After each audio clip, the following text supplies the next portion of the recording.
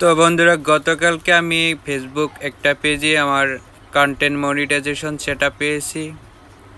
সেই পেজে আমার কত ফলোয়ার ছিল, কয়টা ভিডিও ছিল ও কি সমস্যা ছিল, সব কিছু নিয়ে একটা ভিডিও হচ্ছে। অবশ্যই আপনারা সম্পূর্ণ ভিডিওটি দেখবেন ও ভিডিওটি ভালো লাগলে অবশ্যই শেয়ার করে দেবেন। তো চলুন সবাই মোবাইল স্ক্রিনে চলে যাই, সেখানে দেখা যাবে সম্পূর্ণ ভিডিওটি। তো প্রথমে আপনার ফেসবুক অ্যাপসে চলে যাবেন। যদি অ্যাপসটা ইনস্টল না করা থাকে ইনস্টল করে নেবেন। তারপর আপনার থ্রি ডটে চলে যাবেন।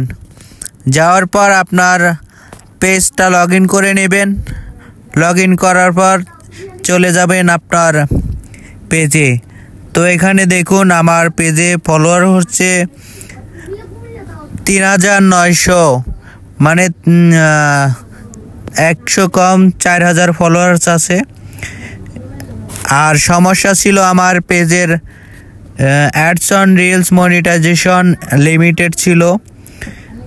আর দেখুন এখানে লেখা আছে you page loads account to some monetisation tools. তো এখানে দেখুন সমস্যা আমার এটা ছিল। তারপরও আমি কন্টেন্ট মনিটাইজেশন সেটআপ পেয়ে গেছি। দেখুন অ্যাডস অন রিলস সমস্যা ছিল আমার। তো তারপর আমি কন্টেন্ট মনিটাইজেশন সেটআপ পেলাম কালকে।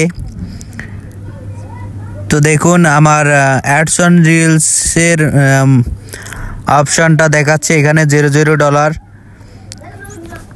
ও কন্টেন্ট মনিটাইজেশন সেটআপ। এখানে গেলাম, এখানে গেলে দেখবেন কালকে আমি এটা সেটআপ করে নিয়েছি। তো এখানে ভিডিও থেকে $00, রিলস থেকে $00, ফটো টেক্সট অ্যান্ড স্টোরি থেকে $00।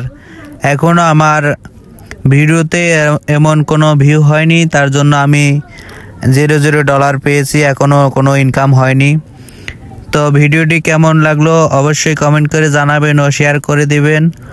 ও দেখুন আমি যে কন্টেন্ট মনিটাইজেশন সেটআপ পেয়েছি, আমার ভিডিও মনে হয়